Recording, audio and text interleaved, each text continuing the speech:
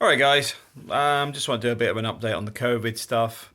Um, just from my personal point of view, my face is looking a bit red because I did start this video a minute ago and had to stop.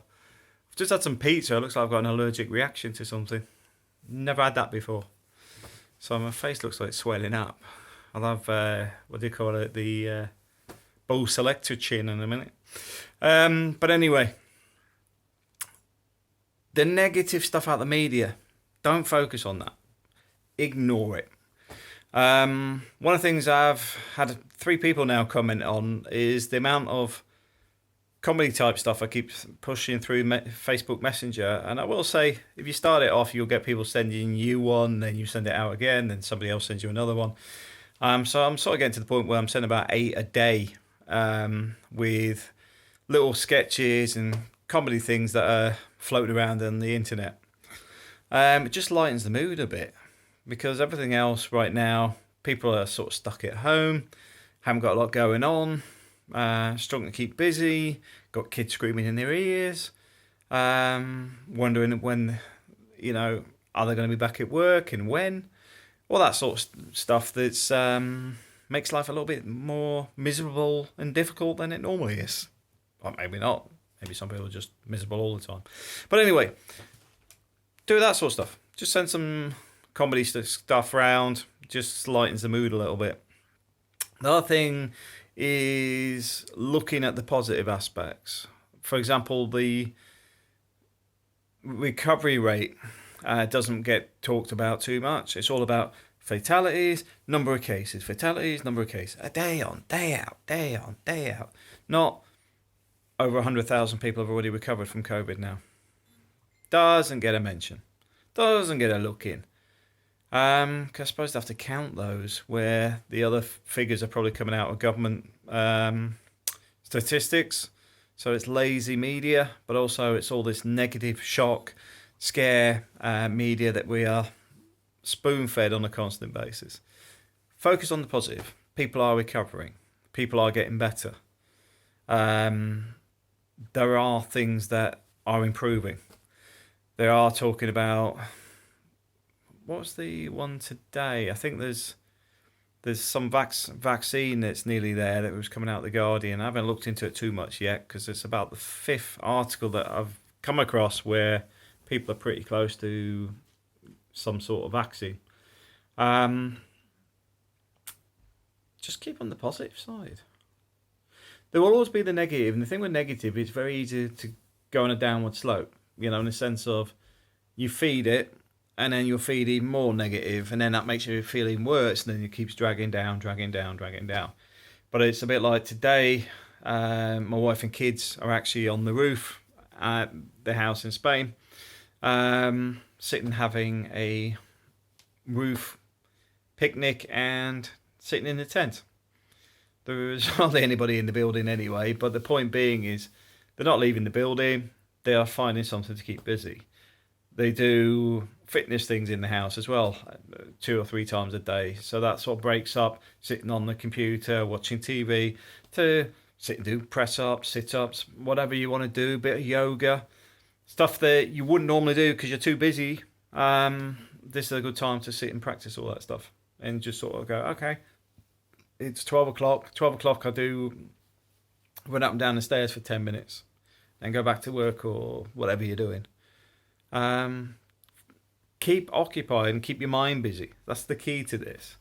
And don't let things become too negative because there's always the negative. The hard bit is being always positive. That's why people say, how can you always be so positive things? Because you're already looking at it from the wrong perspective. It should be, oh, that's a good idea. Not, how can you be so positive when there's this, that, and the other?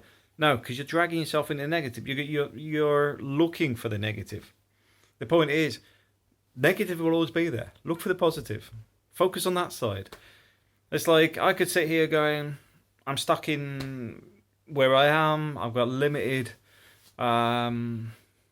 space because I only rent a small place in the UK. I don't have any friends in this area because I'm just here working, so don't really have any friends. I'm in a location that's obviously I've got the same problem. I can't move around. Don't get me wrong, I will say we've got a couple of friends in Milton Keynes, got friends down on the coast, got friends in other parts of the UK, but the city I'm in, this isn't my city. I just work here. So from that point of view, that's, I could say, oh, there's that. There's the big drug problem. There's all these other things that go on in this location. But instead, I focus on the fact, okay, April and the kids are happy. I get updates on what they're up to on a daily basis. I bought an Xbox, so I've got something to keep me occupied. Is it me or is my head getting redder? I wonder if it looks like I'm having a serious allergy to that, so I'll have to be careful. I'll have to keep an eye on that. But yeah, so the point being is focus on what you can do and what can keep you occupied. Also, I've got an Xbox, and you think, I don't play games that much. Well, I don't, unless I'm really, really bored. But what I do now is my son's got an Xbox in Spain. So I put on the Gold Pass so we can sit and play games together. So we're still spending time together, even though we're far apart. You're still finding a way to keep that connection going. Same as Amazon's a great thing. I've been ordering a few things for the kids. I mean, Zoe's got a roll-up drum kit now, so she does that. Obviously, Ubi's got his keyboards and guitar, although the keyboard was originally Zoe's, but Ubi took a very keen interest as soon as that come through the door. So the point being is, there's always something. There's always something. I've been doing drawings and sketches as well, because I did get Zoe a book on manga, doing the art, the Japanese style graphics, animation. I don't do animation, I just do the drawings. But the funny thing is, I started writing some handwritten letters, and I put a sketch on the letters. So there's always something. There's no reason to have nothing to do. There is always something. It's funny, when I think, people go, when I was a kid, we didn't have a computer, we didn't have you get older generations tell me how they always found something to do, even when they had nothing. And that's the reality. It doesn't need to involve video games. It doesn't need to involve TV. It doesn't need to involve technology. There is plenty of things you can find to do. Teaching the kids how to cook, or learn to cook yourself, because guess what, you can get home deliveries, you can still go to the supermarkets, you can still get ingredients. So maybe you don't normally have time to do some decent home prep, in the sense of you maybe microwave cooking rather than using the oven, but it's a prime example to learn to do some cooking.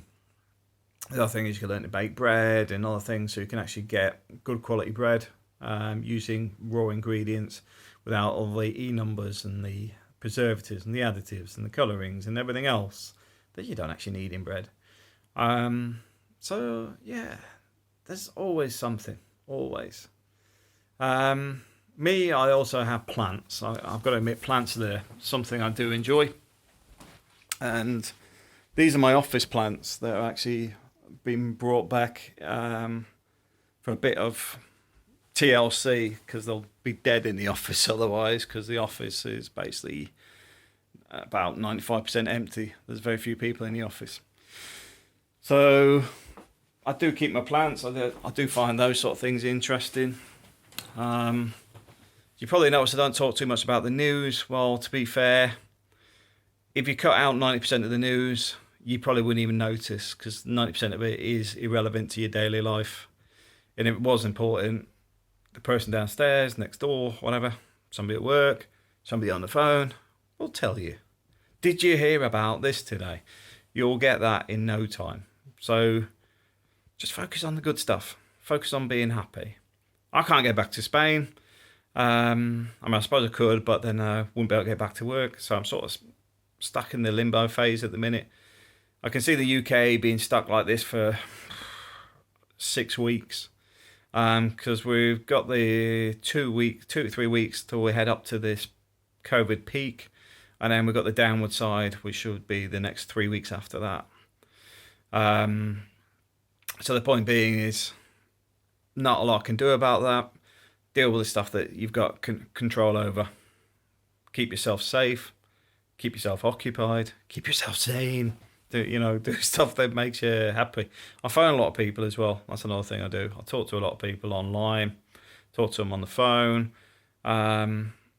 Just find stuff to keep yourself occupied. Like I said, send people the jokes and things like that, because it just, even if you've got nothing to say, just sending somebody a joke, they look at it and go, haha, that's enough to brighten somebody's day sometimes. Yeah, keep positive.